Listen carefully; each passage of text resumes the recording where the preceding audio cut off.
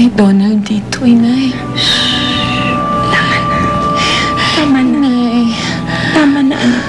Magpahinga ka na lang. Halika na. Higa ka. Higa ka. Tama. Wala naman ang gagawin niya sa akin, Inay. Tama na. Huwag na.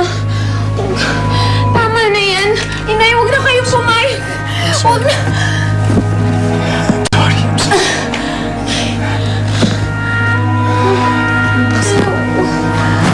Wala, Inay. Huwag ka naman. Kasi, Nay, walang iyari. Nay, hayop yan si Donald. Hayop yan si Donald. Hayop si Donald.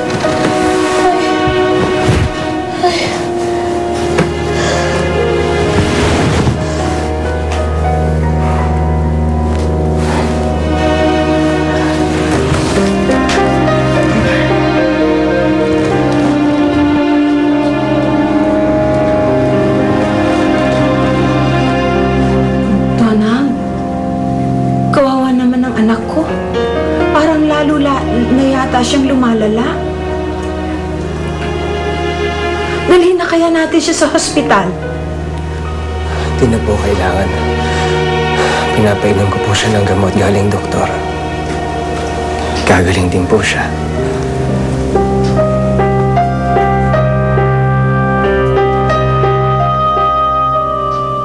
Sige, Dante. Tawagan na lang kita ulit bukas. Bukas na natin hanapin si Maita. Ha? Sige. Steph. Tito, buti lang nandito kayo. Oh, bakit? May problema ba? Ba't ganyan ang itsura mo? Si Dorcas po, Oh, bakit? Ano problema ni Dorcas? tumawag po siya sa akin kanina, iyak ng iyak. Bakit?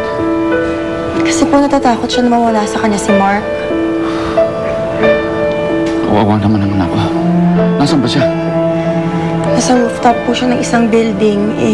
Baka po tumalon eh. Ha? Pero, Tito, don't worry na po. Baka kung anong mangyari sa kanya.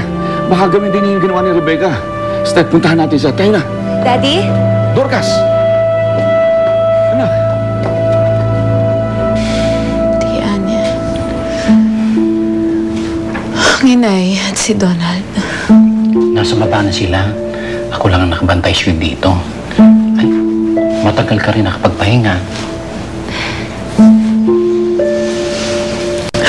Ang inay talaga. Nabilog na ni Donald ang utak niya.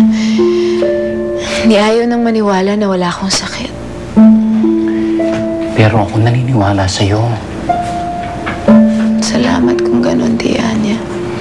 At siguro dapat magbago ka na ng taktik. Ano ko naman gagawin yun, Tia? Paniwalain mo si Donald. Napayag ka na sa gusto niya na hindi ka na makikipagkita kay Mark. Pero Tianya, gusto ko makipagkita kay Mark. Alam ko, Maita, alam ko. Kaya ako ang gagawa ng paraan. Hindi naman niya kasi ako pinagdududahan. At hindi naman siya nakabantay sa akin. Nakakalabas-pasok ako sa bahay nang walang gulo. Kaya akong bahala. Akong gagawa ng paraan kahit anong gagawin ko. At pangako ko sa'yo, magkikita ulit kayo ni Mark. Ano ba nangyari? Mabuti. Walang nangyari sa'yo. Pinakapa mo ako, ah. Ayos lang po ako. Huwag mo nang gagawin yun, ha? Ha? Huwag kung ano yung pumapasok sa utak mo. Opo. Magpahinga ka na. Sige na, mukhang pagod ka na. Mark, umuuna na ako. Mauna na rin po ako, sir. Sandali lang. Mahal ko ang anak ko. Alam ng Diyos kung gaano ko siya kamahal. Ayaw kong sinasaktan siya. Minsan na ako nawalan ng anak nang dahil sa'yo. Ayaw ko na maulit siya. At kapag naulit-ulit yun, I swear, ako ang papatay siya.